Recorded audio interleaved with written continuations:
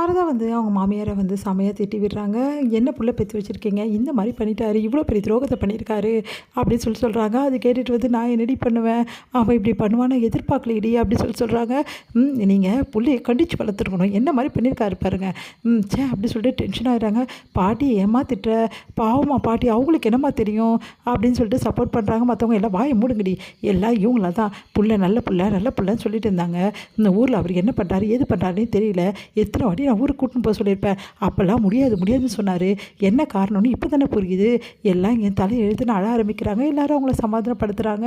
அடுத்து வந்து விஜய் வந்து காவேரி கிட்ட, காவேரி இங்கே கொஞ்சம் வாயேன் அப்படின்றாரு. என்னங்க அப்படின்னோடனே, இங்கே பாரு அத்தை பத்திரமா பார்த்துக்கோ, அவங்க ரொம்ப டென்ஷனாக இருக்காங்க புரியுதான்னு. சரிங்க அப்படின்றாங்க.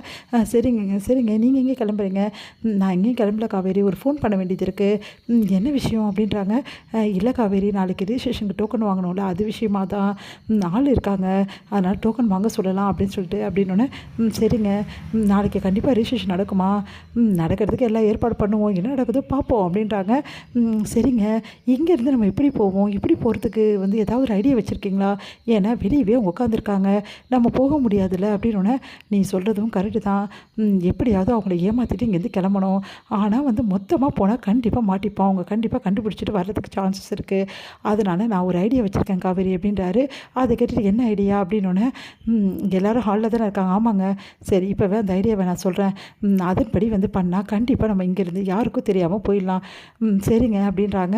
இங்கே வந்து அம்மா அவர் பேசணுன்றாருமா அப்படின்னோடனே, என்ன விஷயம் தம்பி அப்படின்றாங்க. எல்லாருக்கும் சொல்கிறேன், நம்ம இங்கே மொத்தமாக கிளம்புனா கண்டிப்பாக அவங்க கண்டுபிடிச்சிடுவாங்க, அதுக்கு என்ன பண்ணுறது, பறந்தா போக முடியும் அப்படின்னு சொல்லிட்டு கேட்குறாங்க. யமுனா இல்லை யமுனா பறந்தெல்லாம் போகலை அப்படின்னு, சும்மா இரண்டி அவர் தான் சொல்லிகிட்ருக்கார்ல அப்படின்றாங்க. சாரதா இல்லை அப்படிலாம் ஒன்றும் கிடையாது, இப்போது முதல்ல நாங்கள் 2 பேரும் போயிட்டு, நானும் காவேரியும் போயிட்டு அவங்கக்கிட்ட வந்து வம்பு இழுக்க போகிறீங்களா, பிரச்சனை பண்ண போகிறீங்களா, பிரச்சனைன்னு கூட வச்சுக்கலாம், நானும் காவேரியும் போயிட்டு அவங்கக்கிட்ட நல்லா பிரச்சனை பண்ணிக்கிட்டே இருக்கோம், அந்த டைமில் நீங்கள் எல்லாரும் அவங்கள திசை திருப்பி விடும்போது நீங்கள் ஒருத்தராக வந்து எப்படியாவது வெளியே போயிடுங்க, முக்கியமான விஷயம், பாட்டிக்கு உடம்பு சரியில்லை ஹாஸ்பிட்டல் கூட்டிகிட்டு போகிறோம் அப்படின்னு சொல்லிட்டு ஒரு 2-3 பேர் போகிறோங்க, அந்த மாதிரி ஏதாவது ஒன்று பண்ணி வந்து வெளியே போயிடுங்க, அதுக்கப்புறம் அவங்கக்கிட்ட சண்டை போட்டுட்டு நைஸாக நாங்களும் வந்துடுறோம், சரியா, அப்போ அவங்க கவனிச்சிருக்க மாட்டாங்க உள்ளே யார் எத்தனை பேர் இருக்காங்கன்னு சொல்லிட்டு அப்படின்னோடனே, சூப்பர் ஐடியா மாமா அப்படின்னு சொல்லிட்டு சொல்கிறாங்க. யமுனா இப்போ தான் பறந்து போகணுமான்னு கேட்டேன், இப்போ சூப்பர் ஐடியான்ற, இல்லை மாமா இந்த ஐடியா எனக்கு தோணலை அதனால தான் சொன்னேன், விஜய் சூப்பராக ஐடியா பண்ணியிருக்கீங்க, உண்மையிலே இந்த ஐடியாவை கரெக்டாக நம்ம எக்ஸிக்யூட் பண்ணணும் அப்படின்றாரு நம்ம நிவின். சரி ஓகே இப்போ போய் எல்லோரும் படுத்து தூங்குங்க, காலை சீக்கிரமாக எழுந்துக்கலாம், கரெக்ட் டைமுக்கு நம்ம போய் ஆகணும், அதுக்கு முன்னாடியே நம்ம கிளம்புறது ரொம்ப நல்லது, ஏன்னா அப்போ தான் ரொம்ப நல்லாயிருக்கும் அப்படின்னோடனே, என்னடி எல்லாரும் கேட்டுக்கினீங்கல்ல, நேரத்தோடு கிளம்பிட்டுங்க சரியா அப்படின்னு சொல்லி எல்லோரும் போய் படுங்க போங்க அப்படின்றாங்க.